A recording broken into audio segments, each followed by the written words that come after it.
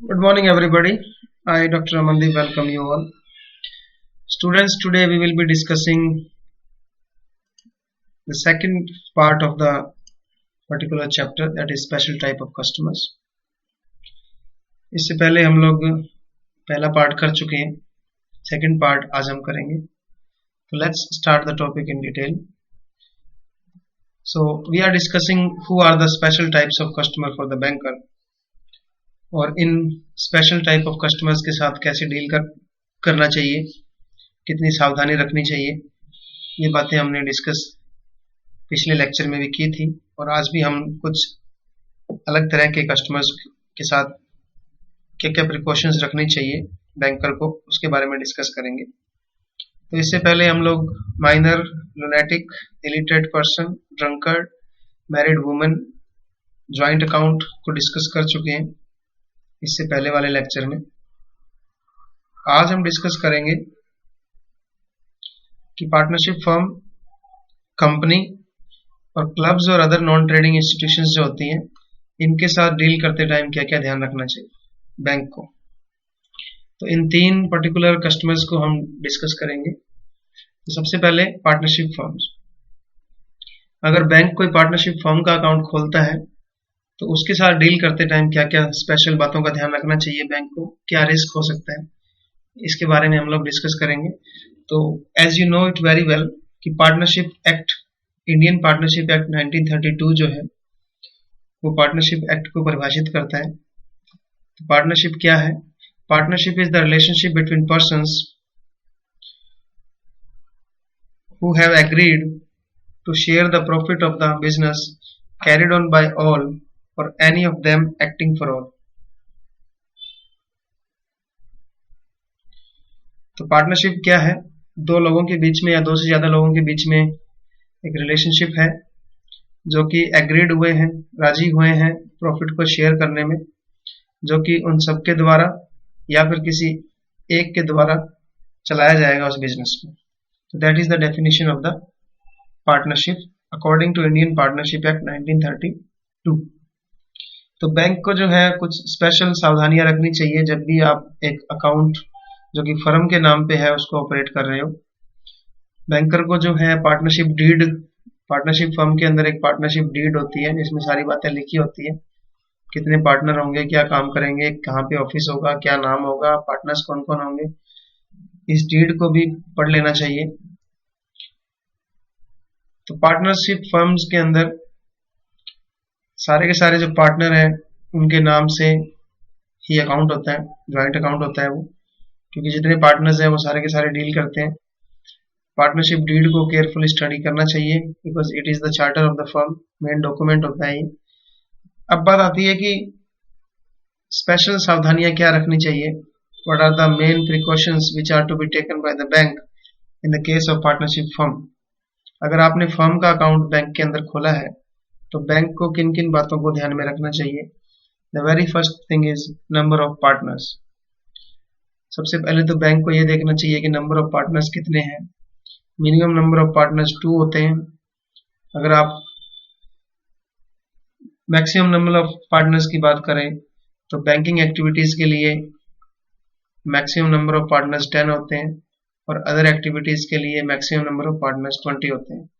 तो बैंक को इस बात का ध्यान रखना चाहिए कि पार्टनर्स कितने हैं उस पार्टनरशिप फर्म में. Second point is name of the firm, क्योंकि बैंक का जो अकाउंट ओपन करेगा बैंक पार्टनरशिप फर्म का, that will be in the name of the firm and not in the name of the individual name of the partners. Partner के नाम पे account नहीं खुलेगा, फर्म के नाम पे अकाउंट खुलेगा. तो बैंकर को ये इंश्योर करना चाहिए कि सारे के सारे पार्टनर्स जो हैं उन्होंने अकाउंट ओपनिंग जो एप्लीकेशन फॉर्म है उसको सिग्नेचर कर दिया है उसके ऊपर. तो अकाउंट ओपनिंग फॉर्म के ऊपर सब पार्टनर्स के सिग्नेचर होने चाहिए.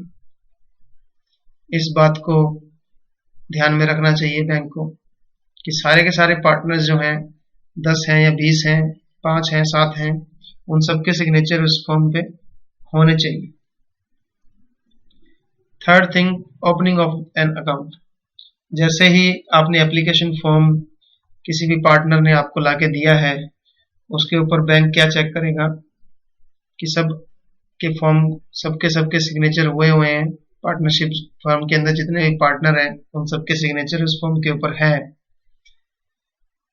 बैंकर को ये प्रेफर करना चाहिए कि जितने भी पार्टनर हैं वो सारे ज्वाइंटली ही उस अकाउंट को ऑपरेट करेंगे, उन सबके नाम उस पर्टिकुलर फॉर्म पे होंगे, स्पेसिमेन सिग्नेचर होंगे सभी के सभी पार्टनर के। तो इस बात को हमें ध्यान में रखना है। फिर पार्टनरशिप लेटर, देखिए बैंकर को है जो एक लेटर लेना चाहिए जिसपे सभी के सभी सिग्नेचर होंगे पार्टनर्स के, और उसमें क्या क्या इन्फॉर्मेशन होगी उस पार्टनरशिप लेटर में, name and address of all the partners. एक पार्टनरशिप लेटर बनेगा जिसमें कि नेम और एड्रेसेस होंगे सभी पार्टनर्स के।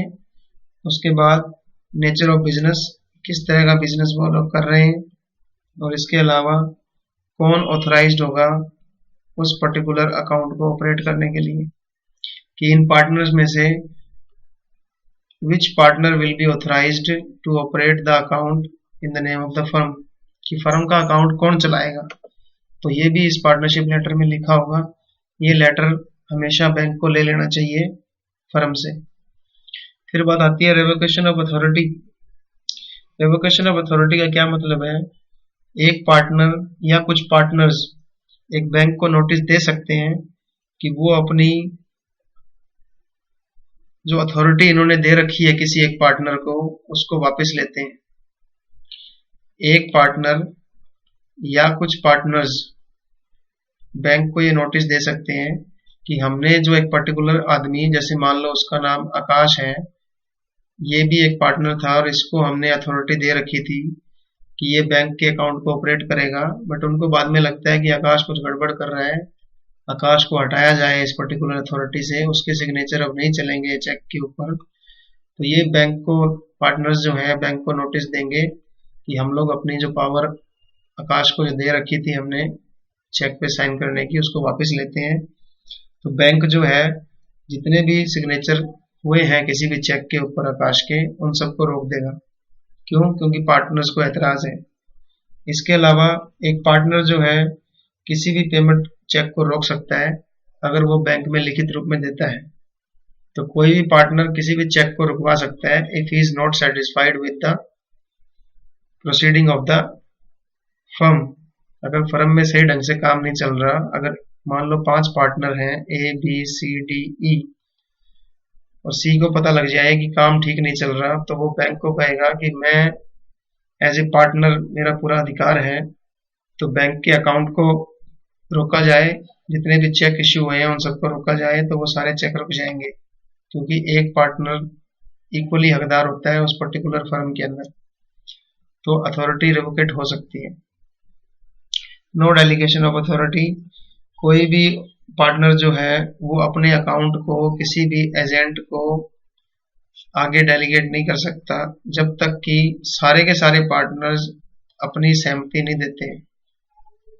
सारे पार्टनर जब अपनी सहमति दे देंगे तब वो जाकर के किसी को रिटन कंसेंट लेनी पड़ेगी सारे पार्टनर्स की, तब आप डेलीगेट कर सकते हो अपनी अथॉरिटी को, अदरवाइज आप नहीं कर सकते। Next point, firms check and partnership check. देखिए फर्म का चेक और पार्टनर का चेक दोनों अलग अलग होते हैं। तो अगर कोई फर्म का चेक आया है और कोई पार्टनर का इंडिविजुअल चेक आया है तो ये दोनों अलग अलग होते हैं। मान लो आकाश एक पार्टनर है, आकाश फर्म के चेक के ऊपर भी सिग्नेचर करता है और आकाश का खुद का एक पर्सनल अकाउंट भी है। तो अगर फर्म के चेक के ऊपर उसके साइन है तो एज ए फर्म का चेक माना जाएगा, और उसका पर्सनल अकाउंट के जो सिग्नेचर है वो पर्सनल माने जाएंगे। तो ये दोनों अलग अलग हैं। तो फर्म का चेक पर्सनल चेक के रूप में स्वीकार नहीं किया जा सकता, फर्म के चेक वो को अपने अकाउंट में नहीं क्रेडिट करवा सकता। तो इस बात को बैंक को ध्यान रखना चाहिए बहुत ज्यादा कि या ये पर्सनल अकाउंट में जाएगा या फर्म के अकाउंट में जाएगा। तो ये बहुत ज्यादा इंपॉर्टेंट पॉइंट है। अगर कोई फर्म लोन ले रही है तो लोन के डॉक्यूमेंट के ऊपर सारे के सारे पार्टनर्स के सिग्नेचर होने चाहिए। इस बात का बैंक को ध्यान रखना पड़ेगा, क्योंकि हर एक पार्टनर जो है वो इक्वली ऑब्लाइज्ड होगा अगर लोन की पेमेंट नहीं होती है तो। तो बैंकर जो है अपने इंटरेस्ट को सेव करने के लिए सारे के सारे लोन डॉक्यूमेंट जो हैं उसके ऊपर सारे सिग्नेचर होने चाहिए सारे पार्टनर्स के। इस बात को हमेशा ध्यान रखेंगे हम लोग। New account at the time of reconstitution, अगर कोई नया पार्टनर एडमिट होता है पार्टनरशिप फर्म में, या फिर किसी पार्टनर की डेथ हो जाती है, या फिर उनका प्रॉफिट शेयरिंग रेशियो चेंज हो रहा है, इसकी वजह से कॉन्स्टिट्यूशन चेंज हो रही है, तो उस टाइम नया अकाउंट खुलेगा पार्टनरशिप फर्म का। तो इन सब बातों का हमें ध्यान रखना चाहिए at the time of partnership firm account. जब भी बैंकर एक पार्टनरशिप फर्म का अकाउंट खोलता है तब सबसे ज्यादा इंपॉर्टेंट पॉइंट है लोन डॉक्यूमेंट वाला, और फर्म का और पर्सनल चेक का। तो जब भी कोई लोन लेते हो, फर्म अगर कोई लोन ले रही है तो सारे पार्टनर्स के सिग्नेचर उस लोन डॉक्यूमेंट पे करवा लेने चाहिए। और जब भी अगर कोई नहीं पेमेंट कर पाएगा पार्टनरशिप फर्म, तो पार्टनर्स विल बी रिस्पॉन्सिबल, सारे पार्टनर्स इक्वली रिस्पॉन्सिबल होंगे। तो ये था पार्टनरशिप फर्म के टाइम पे क्या क्या सावधानियां रखनी चाहिए बैंक को। अब बात आती है ज्वाइंट स्टॉक कंपनी या एक कंपनी की। कंपनी जब अपना कोई अकाउंट बैंक में खोलती है तो बैंक को क्या क्या सावधानियां रखनी चाहिए। तो कंपनी की क्या डेफिनेशन होती है, कंपनी कौन होती है। ज्वाइंट स्टॉक कंपनी या कंपनी जो है एक वॉलंटरी एसोसिएशन है पर्सन्स का, which are having joint capital divided into shares of fix value. 10 रुपए का शेयर या 100 रुपए के शेयर में डिवाइड होती है उनकी कैपिटल। ये एक वॉलंटरी एसोसिएशन ऑफ पर्सन्स है जो आपस में काम करने के इच्छुक हैं। और इसमें क्या क्या फीचर्स होते हैं, कंपनी की लायबिलिटी लिमिटेड होती है, limited by the paid up capital of share. Common seal होती है कंपनी की, और परपेचुअल सक्सेशन होती है, मतलब लगातार चलती रहेगी company. That is the definition of the company according to section 566 of the Indian companies act. तो बात आती है कि जब कंपनी का कोई अकाउंट अगर आप खोलते हो बैंक के अंदर, तो बैंकर को क्या क्या सावधानियां रखनी चाहिए at that time of the opening the account.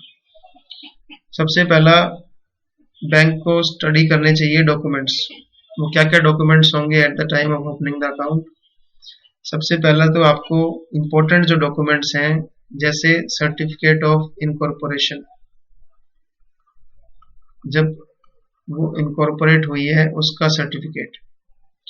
फिर उसके बाद बिजनेस स्टार्ट करने का certificate, certificate of commencement of business. तो आपको बिजनेस स्टार्ट करने का भी एक सर्टिफिकेट लेना होता है, ये भी बैंक को देखना चाहिए।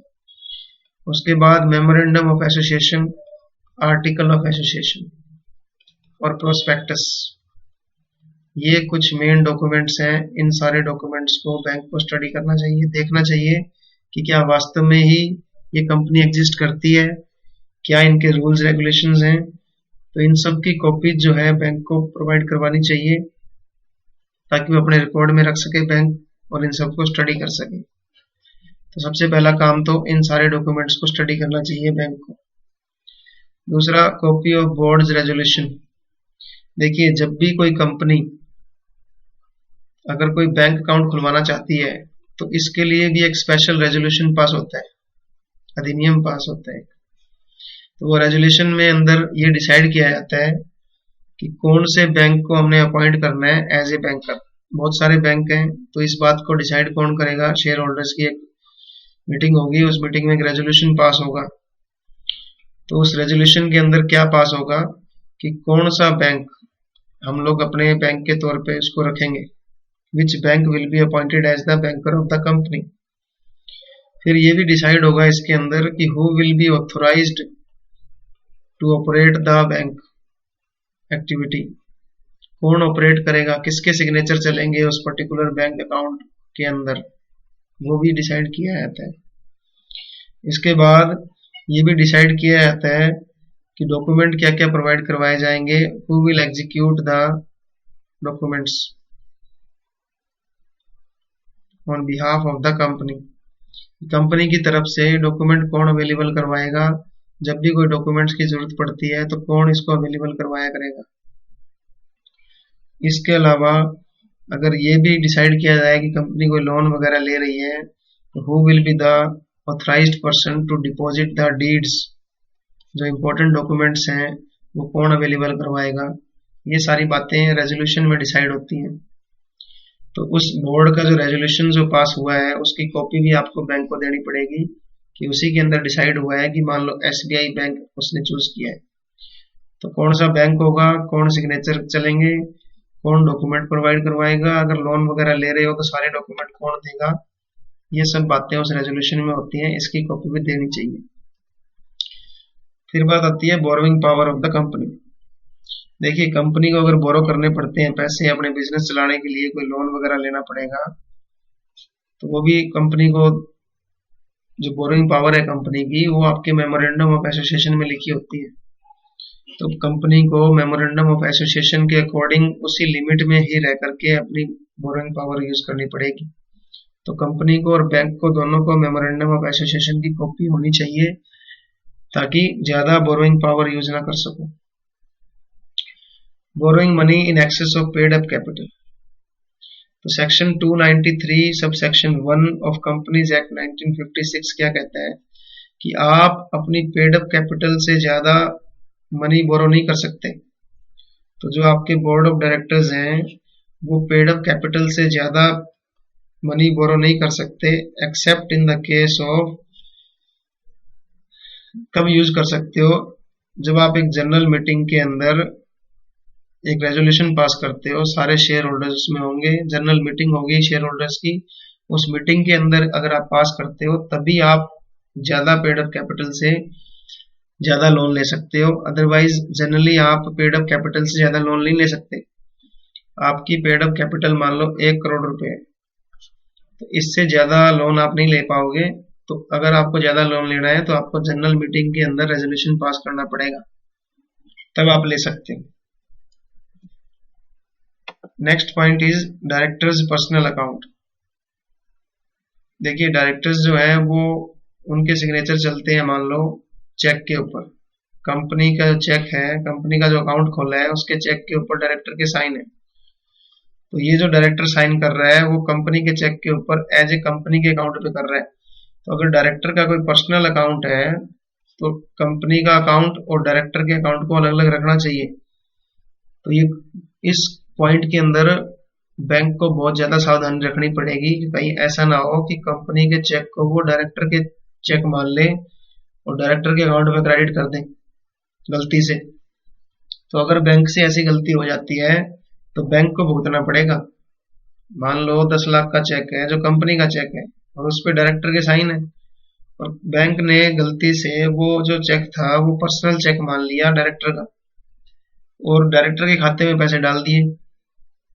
अब कंपनी को नुकसान हुआ है तो बैंक को ये नुकसान जो है खुद भुगतना पड़ेगा। वो जो पैसे उसने गलती से डायरेक्टर के अकाउंट में डाल दिए हैं वो कंपनी के अकाउंट में जाने चाहिए थे। अब उसके लिए कौन रिस्पॉन्सिबल होगा? बैंक। तो बैंक को बहुत ध्यान से देखना चाहिए कि कंपनी का चेक है, डायरेक्टर के साइन है, किसके अकाउंट में जाएगा। अगर कंपनी का काम है तो कंपनी के अकाउंट में जाएगा, डायरेक्टर का अगर पर्सनल कोई काम है तो पर्सनल अकाउंट में जाएगा। तो ये काफी इंपॉर्टेंट प्रिकॉशंस हैं, ध्यान में रखनी चाहिए बैंक को। इसके बाद पॉइंट आता है कि आपको एक्स्ट्रा सावधानी रखनी चाहिए इन the case of private limited companies. Bank को प्राइवेट लिमिटेड कंपनी जो होती हैं जिनके आगे प्राइवेट लिमिटेड कंपनी लिखा होता है उनके केस में ज्यादा सावधानी रखनी चाहिए। क्यों? क्योंकि कुछ बिजनेस ऐसे होते हैं जो सोल ट्रेडर बिजनेस होते हैं, सिंगल आदमी जो बिजनेस संभाल रहा है वो क्या करता है अपने बिजनेस को किस में कन्वर्ट करवा लेता है? प्राइवेट कंपनी में। जैसे अगर आपने सोलोमन वर्सेस सोलोमन पढ़ा हो तो कोई एक आदमी जिसका अकेले का बिजनेस था अगर वो अपने बिजनेस को प्राइवेट कंपनी में कन्वर्ट कर रहा है तो यहाँ पे बिजनेस को बहुत सावधानी रखनी चाहिए बैंक को। क्योंकि मान लो बिजनेस में घाटा हो रहा है, बिजनेस में चल रहा है घाटा, करोड़ों रुपए का घाटा हो गया, और उस घाटे से बचने के लिए, उस लाइबिलिटी से बचने के लिए बंदे ने क्या किया, अपने बिजनेस को कन्वर्ट कर दिया प्राइवेट लिमिटेड कंपनी में। अब इससे क्या होगा? अब देखिए प्राइवेट लिमिटेड कंपनी के अंदर क्या खास बात होती है, क्योंकि कंपनी जो होती है वो शेयर होल्डर से अलग होती है। तो अगर कंपनी कुछ गड़बड़ कर रही है तो company will be responsible, share holder will not be responsible. तो कंपनी पे केस चलेगा, शेयर होल्डर पे केस नहीं चलेगा। तो उस बंदे ने बिजनेस में घाटे से बचने के लिए क्या किया, अपने बिजनेस को किस में कन्वर्ट करवा दिया, प्राइवेट लिमिटेड कंपनी। तो यहाँ पे अगर कोई बिजनेस इस तरह से अपने लाइबिलिटी से बचने के लिए कन्वर्ट हुआ है तो उस मामले में बैंक को काफी ध्यान रखना चाहिए। So the banker should be very careful in advancing loans to a private limited company. तो अगर एक प्राइवेट लिमिटेड कंपनी को आप लोन दे रहे हो तो बहुत सावधान रहना चाहिए, क्योंकि प्राइवेट लिमिटेड कंपनी के जो मालिक हैं वो कंपनी से अलग हैं। कंपनी के ऊपर केस चलेगा, शेयर होल्डर्स पे केस नहीं चलेगा। और वो जो शेयर होल्डर्स हैं वो उन्होंने क्या किया है, अपने बिजनेस को जो कि एक सोल ट्रेडर बिजनेस था उसमें कन्वर्ट कर रखा है। तो अगर कोई सोल ट्रेडर बिजनेस, एक सिंगल बिजनेस को आपने प्राइवेट लिमिटेड कंपनी में कन्वर्ट किया है तो उस टाइम बहुत ज्यादा ध्यान रखना पड़ेगा बैंक को, क्योंकि आप क्या कर रहे हो, पहले तो सिंगल बिजनेस था, सिंगल बिजनेस जब था तो आप रिस्पॉन्सिबल थे एज ए मालिक। अब आपने कंपनी में कन्वर्ट कर लिया है तो कंपनी के अंदर कंपनी रिस्पॉन्सिबल होती है, शेयर होल्डर रिस्पॉन्सिबल नहीं होते। यहाँ पे बहुत ध्यान रखना पड़ेगा। तो सोल ट्रेडर क्या करते हैं, they convert their business into private companies. क्यों? ताकि वो जो अपने क्राइटर्स हैं उनको डिफ्रॉड कर सके, क्राइटर्स को पैसा नहीं देना पड़ेगा, क्योंकि आपने क्या कर लिया, आप कंपनी में कन्वर्ट कर लिया है। यहाँ पे बहुत ध्यान रखना पड़ेगा कंपनी को। इसके अलावा एक जो डॉक्ट्राइन होता है, doctrine of relation back, doctrine of relation back, ये डॉक्ट्राइन क्या कहता है, जब भी कोई ट्रेडर इंसॉल्वेंट डिक्लेयर किया जाता है तो जितना भी इंसॉल्वेंट डिक्लेयर करने के 2 साल के अंदर अंदर उसने जो भी ट्रांसफर किए हैं with in a period of 2 years of time they become void. तो ये हमें बचाता है। अगर कोई ट्रेडर इंसॉल्वेंट हो गया है, मान लो ए जो है, ए इंसॉल्वेंट घोषित कर दिया, तो अब ए क्या करेगा, ए इंसॉल्वेंट घोषित कर दिया है बट ए के पास जो भी प्रॉपर्टी वगैरह पड़ी है वो उनको बेचेगा, उनको बेच करके वो अपना सारा सिस्टम ठीक करने की कोशिश करेगा। तो अगर एक इंसॉल्वेंट डिक्लेयर करने के 2 साल के अंदर अंदर कोई भी प्रॉपर्टी, कोई भी फंड्स, कोई भी सिक्योरिटीज, कोई भी अपनी जमीन वगैरह बेचता है, कुछ भी बेचता है, वो सारे के सारे वॉइड घोषित किए जाएंगे, व्यर्थ होंगे। क्यों? ताकि क्रेडिटर्स को पैसा मिल सके। तो ये बैंक को काफी सावधानी रखनी चाहिए प्राइवेट लिमिटेड कंपनी के केस में। अब बात आती है उन पर्टिकुलर पर्संस की जो क्लब्स हैं या नॉन ट्रेडिंग इंस्टीट्यूशंस हैं। तो इसके अंदर क्या क्या आते हैं, जैसे आपके क्लब्स हो गए, सोसाइटीज हो गई, चैरिटेबल और एजुकेशनल इंस्टीट्यूशंस हो गई, कॉलेजेस हो गए, स्कूल्स हो गए, हॉस्पिटल हो गया। तो इन सब का क्या पर्पस होता है, they are non trading institutions. इनका पर्पस प्रॉफिट मेकिंग नहीं होता, because they are not engaged in any kind of trading activities. So if they are maintaining their accounts with the bank, so the banker will have to be very careful while dealing with these kind of customers, क्योंकि इनका profit कमाना motive नहीं है। ये clubs और societies और institutions हैं जो भले के लिए काम करती हैं लोगों की। तो इस तरह के अगर क्लब का, सोसाइटी का, कॉलेज, यूनिवर्सिटी, हॉस्पिटल, इन लाइब्रेरी, रिलीजियस इंस्टीट्यूशंस, ये जो आपके धार्मिक संस्थाएं हैं, मंदिर हैं, चैरिटेबल संस्थाएं हैं, एनजीओ हैं, इनके अकाउंट अगर बैंक ने खोल रखे हैं तो उसमें क्या सावधानियां रखनी चाहिए। तो इसमें क्या क्या आएगा, clubs, societies, charitable and other religious institutions, libraries, schools and colleges, because they are not engaged in any trading activities. So if they are maintaining their account with the banks, what kind of precautions should be taken care of by the bank? क्या क्या सावधानियां रखनी चाहिए bank को। सबसे पहला तो ये है कि देखना चाहिए कि सोसाइटी मस्ट बी इनकॉर्पोरेटेड। जब भी कोई सोसाइटी, जब भी कोई क्लब, जब भी कोई संस्था अपना बैंक में अकाउंट खुलवाने जा रही है तो एक सोसाइटी रजिस्ट्रेशन एक्ट होता है। कोई भी सोसाइटी अगर अपना बैंक में अकाउंट खुलवाना चाहती है, कोई भी सोसाइटी अगर आपने बनाई है, किसके लिए, साइंस को बढ़ावा देने के लिए, लिटरेचर को बढ़ावा देने के लिए, फाइन आर्ट्स को, या चैरिटेबल पर्पस के लिए, तो उसके लिए सोसाइटीज रजिस्ट्रेशन एक्ट 1986 जो है 1860, इसके अंडर वो रजिस्टर होनी चाहिए। तो सबसे पहला तो ये देखना है हमने कि वो जो सोसाइटी रजिस्टर करवाने आई है, बैंक अकाउंट खुलवाने आई है, वो रजिस्टर भी है या नहीं। इसके अलावा कोई भी आप इंस्टीट्यूशन जो है वो अपने आप को कंपनीज एक्ट 2013